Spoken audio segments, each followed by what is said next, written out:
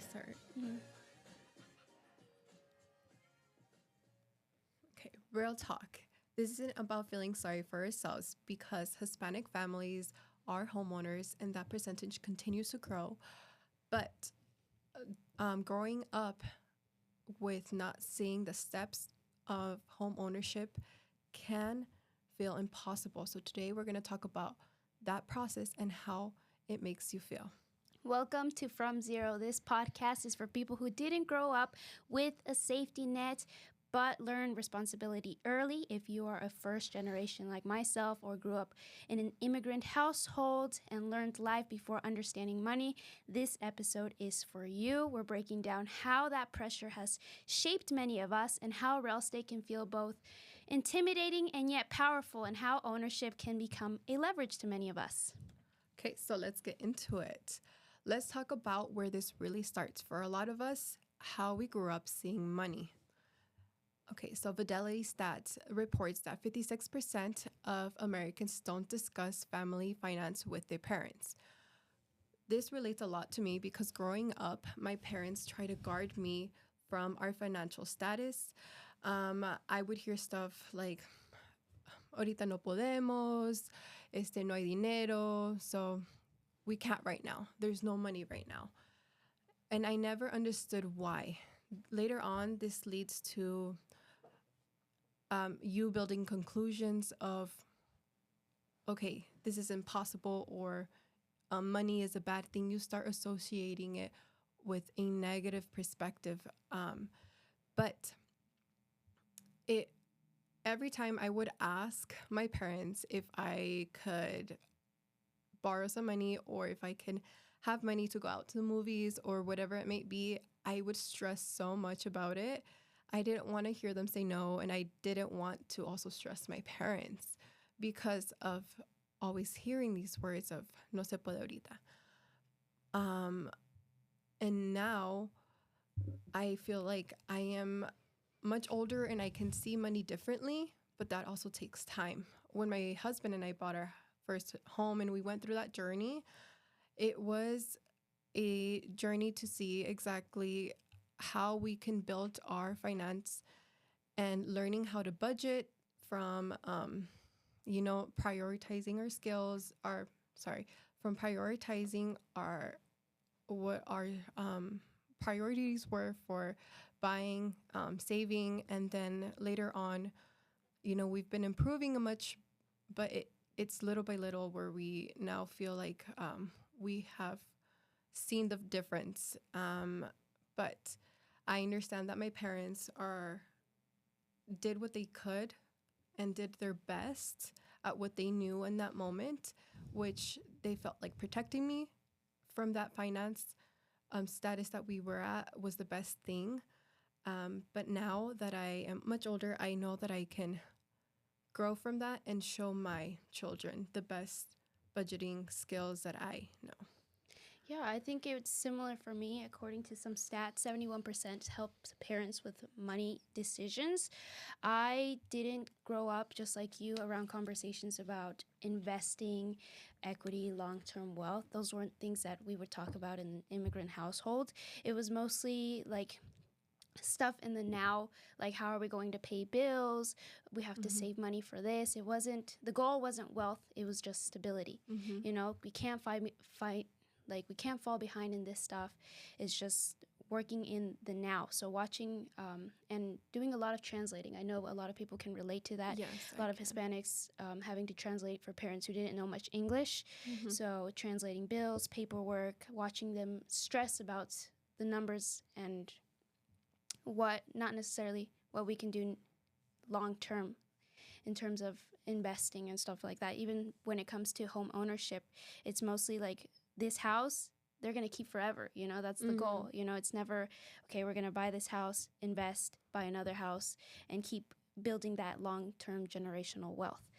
I know a lot of Gen Z, a lot of first gen know this feeling that you have to grow up fast. You have all of this weight to carry, and you become the helper, the fixer, the translator, the planner. But I also think that pressure doesn't necessarily break us. It just trains us to be better, learn from what they did, and grow from it. Exactly. So, some questions that we have is, what's one financial task that you took on your family, for your family, before the age of 18? I didn't take any tasks per se. I was more it was more of what I had to do for myself. In this case, I had to pay my gas for my car and pay my college tuition. Um, so that was mostly what I focused on when it came to my finance. Yeah, I Good think for for you. me, I think it had to do with a lot of budgeting and tracking. That's Okay. one of the things. So we had to create realistic budgets growing up, finding ways to save money, Mm-hmm. like thrifting or coupons, all those little things, and identifying opportunities where we can save the most money at the time.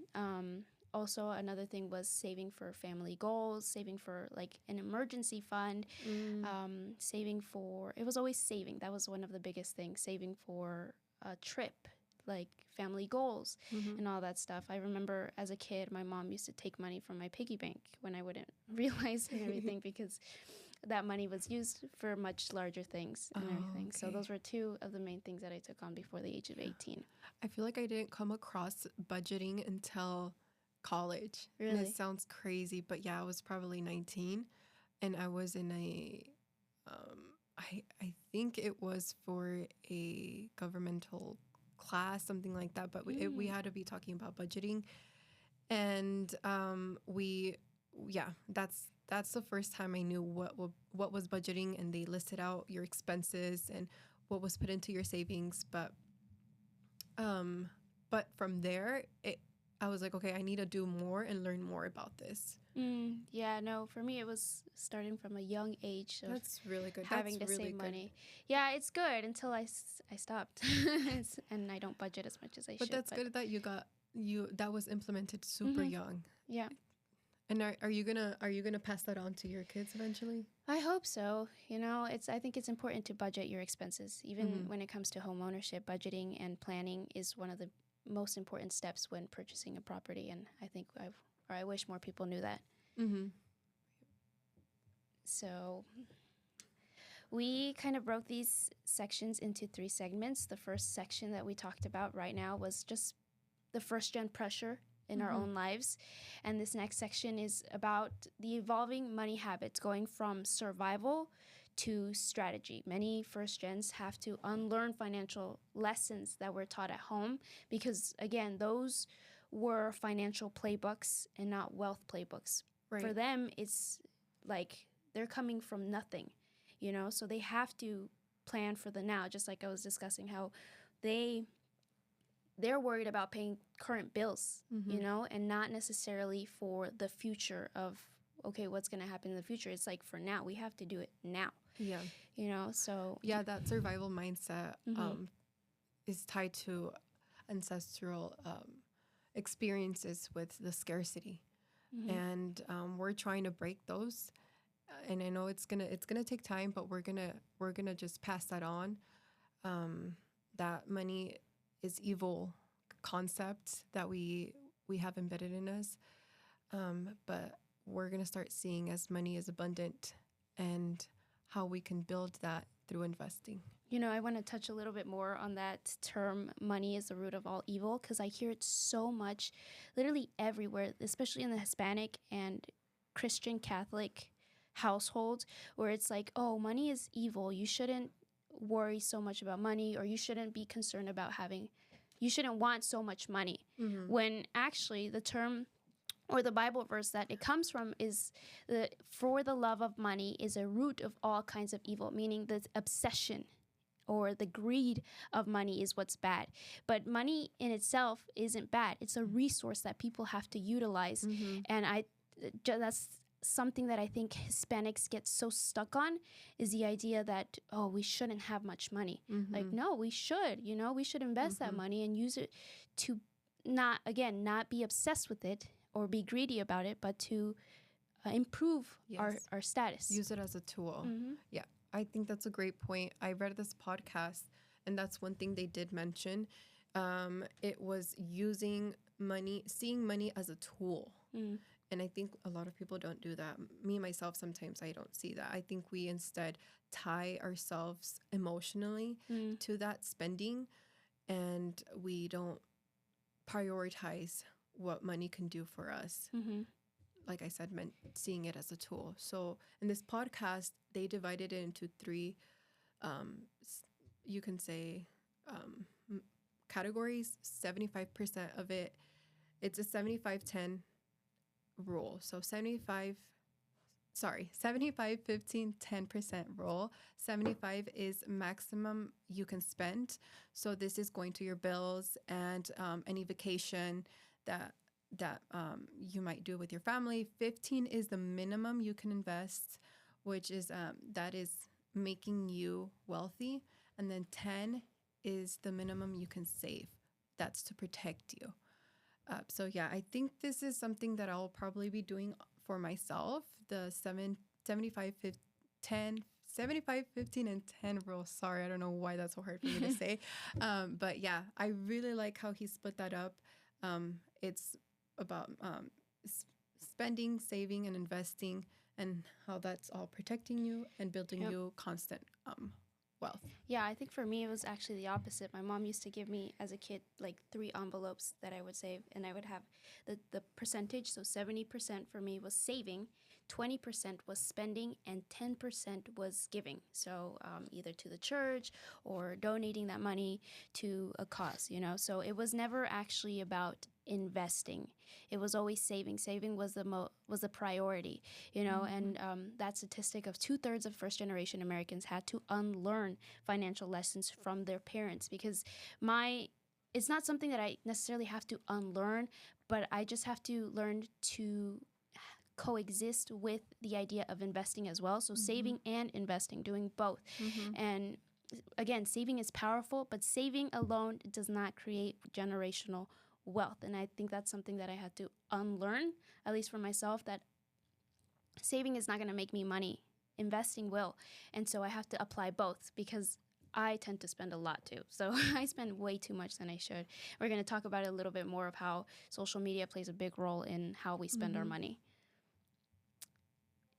So let's talk about what's holding Gen Z back from buying, even when we want to. Yep. So majority of Gen Z, I feel, lack that confidence in investing, and they see it as a big step that maybe they can't accomplish. So it says that 28% of Gen Z lack confidence in financial skills, and 60% of Gen Z worry that they never might buy a home. That is a crazy, I think that's a big percentage. And I feel like a lot of it has to do with inflation. 19%. So over the past years, from 2019 to 2023, 19% of that inflation has went up. So that's a crazy amount, and I see why a lot of young people are feeling that restriction of like, I am not going to be able to buy a home. This is too much. Inflation is crazy, and yeah, I'm just going to stay renting. Yeah, that's a lot of people's fear, I think, that we will not be able to buy a home because of all that inflation. I remember going to the store, and my siblings and I would compare these chocolate bars that we would get from the store. They were like huge chocolate bars for $1, and as the years went by, they would get smaller, but the prices would go up. And it's like, no, like now it's like this much for like $2, and it's like, so you can see it like wherever you go that prices are increasing, and many people see it when it comes to the prices of houses. How you can see from 2021, like the prices skyrocketed and everything, and people were Gen Z now reaching that age where they can start buying. They have that worry that they're not going to buy. But you actually have a really great story when it comes to home ownership, because you're Gen Z and you were able to buy with your husband. So why don't we talk a little bit about that? Yeah, of course. So like I had mentioned before in the beginning, my husband and I bought in 2022, I believe. It was, so we were living with my parents and for 3 months, and then my mother-in-law for 6 months. We obviously didn't like being, it didn't feel like our home. We needed something that was ours. It was nerve-wracking though, even the thought of us buying, because it felt like, what if, we can't pay for that mortgage? What if we are not able to, make enough to buy food and pay the bills? And what if we can't? It was just a lot of what ifs that holded us for a little bit. But it becomes, there's a breaking point, I feel, where you have to move out and you have to take that step, or else that you're not going to move out of there, or you're going to get stuck. And how are you going to do better than where you're at? And a lot of people overall really do want to do better.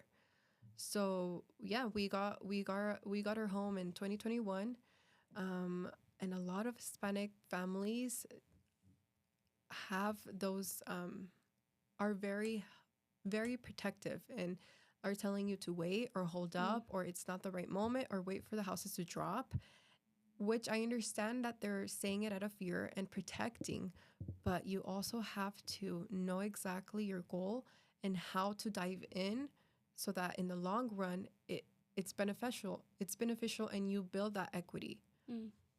Yeah, so we actually have a couple practical steps that we recommend that you guys take when going into that first purchase and so you go in with confidence. One of them is clarity over perfection. You don't need perfection. You don't have to have the perfect credit score. You don't have to have a lot of down payment. You don't need that 20%, that common number that people say that you need. You can go as low as 3% down, and even in some cases 0% down when it comes to purchasing a house. Budgeting, we were talking about how important it is to have a good budget, something that doesn't restrict you necessarily, but also you don't push that budget to the end. I've seen in many cases they get pre-qualified and they want to go to the highest amount, but in some cases it isn't best beneficial for that client, because then they start, during that process of paying those monthly mortgages, they're like, well, I'm struggling, Yes. So just being mindful of that and budgeting correctly. Can I say something from that? Yeah, absolutely. I think that one thing we did well when we were buying, we went only off of my husband's income. We didn't do both. And I feel like sometimes people tend to do that so that they can buy that nice house, or they have more access to the 4-bedroom, 2-bath, and all this other stuff that you really don't necessarily need. You need to, more than anything, know exactly what income you can go based off for that. If you're not able to, maybe your partner's not able to work and you don't have that extra income, then you are at least know that you can pay off your home because you qualified with that one income. Yeah, that's a good tactic.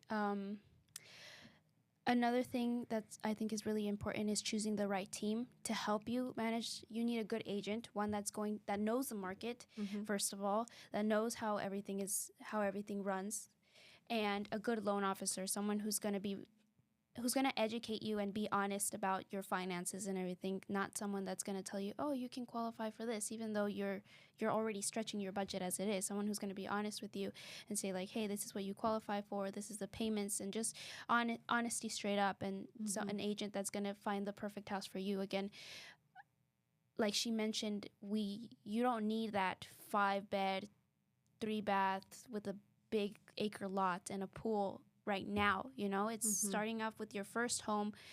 It doesn't have to be like your dream home necessarily, but a home that you can live in, fix it up, wait a couple years, wait until prices go up, building that equity that you need, and then you sell that, boom, you buy another one, then you buy your perfect house. It's about starting small, not necessarily buying that big house right away. You can buy a condo. I think those are great for married, like just recently married, or just you want to live alone, you want to stop renting. Those condos are a great way to start your journey to generational wealth. Of course. And our last tip is ownership isn't all or nothing. Your first home, again, doesn't have to be your forever home. It's just the first step. It's your bridge.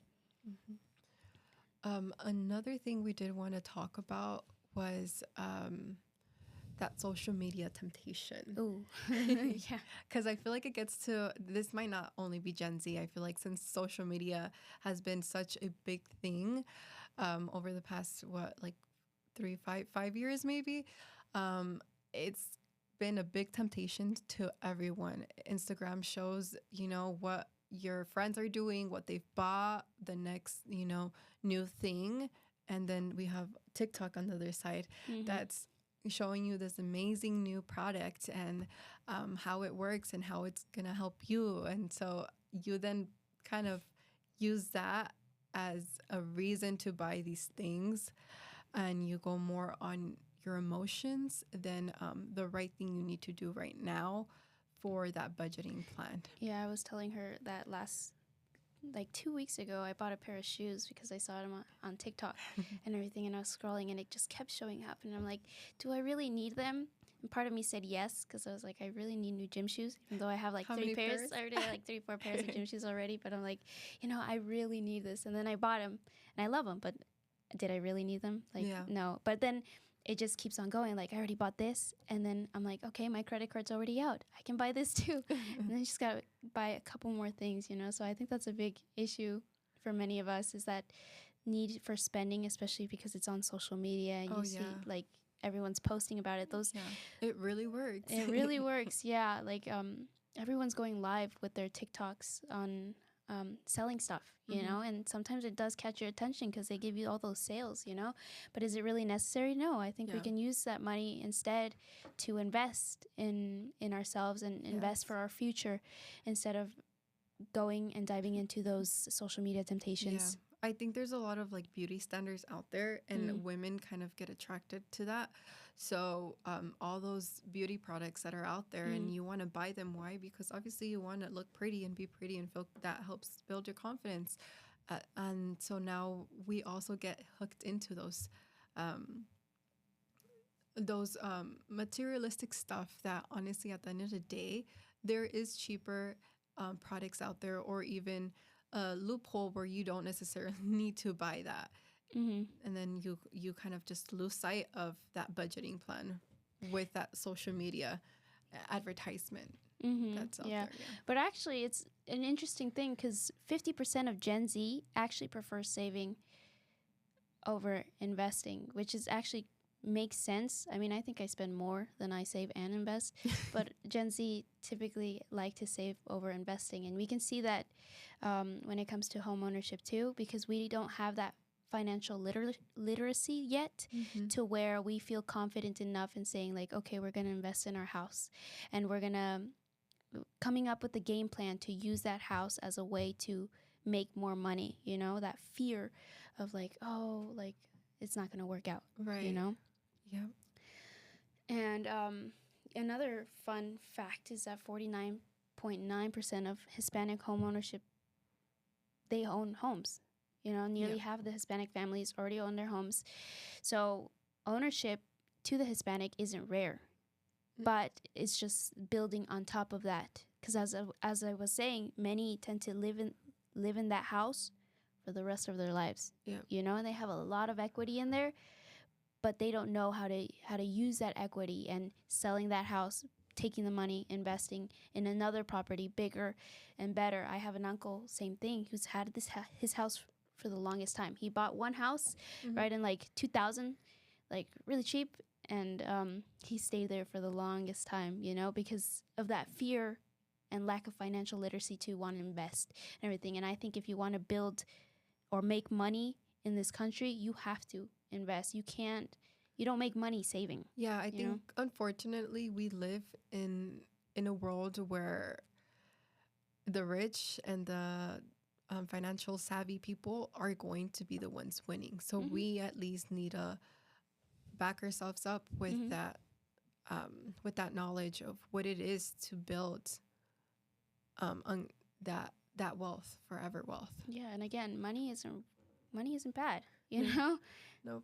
Yeah, and it's a long game. I mean, I'm already thinking, okay, when I'm older, how am I going to be paying all my bills? I don't want to be working. I mean, maybe still do something with real estate, but nothing heavy, nothing crazy. Just some still working on stuff that I like and helping people and whatever I can do. But I mean, for instance, my dad, he's been in construction for since I can remember, since I was a year old, uh, which I kind of didn't mention, but so I came here when I was a year old. I am an immigrant, um, but I just remember my dad working every day constantly, and he's tiring himself out. I can notice it in his face. So the thing is, when he gets to that point where he can't work anymore, how is he going to help himself? Where is that money coming from? And where is that going to continue? So now that I see that in my dad, I want to be okay when I'm 17, 80 and not having to worry about where are my bills going to be, how are my bills going to get paid. So now that we're here, at least we are competent enough to know that, okay, we need to start building this. The sooner the better, I believe. If you are able to do it sooner, I think that's a good plan to go. Yeah, especially for entrepreneurs, people in real estate, agents, they're making good money right now. But if you don't use that money to invest for long term, especially for entrepreneurs who don't have that 9 to 5 and don't have that pension waiting for them at the end of when they're done working, invest that money. I think the best investment is home ownership, Yeah. and buying that house, Yeah. waiting a couple years, and then pulling that money, invest in something else, So we actually have some what we call rapid fire questions, some really quick questions that we want to answer. What's one home ownership myth you want to bust?